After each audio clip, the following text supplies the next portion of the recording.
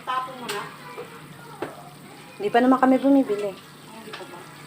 Kasi pasok pa yung may baga. October kami nag-pay hanggang ngayon.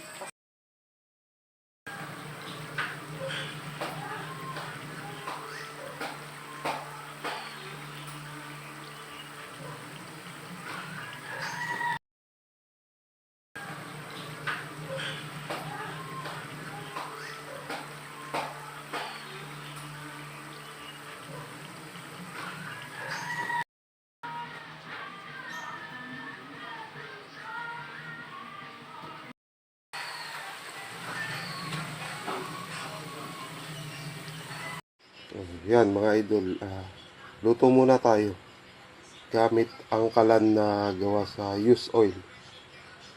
Ano lang yan, tipid naman sa kuryente yan kasi 12 volts lang yan.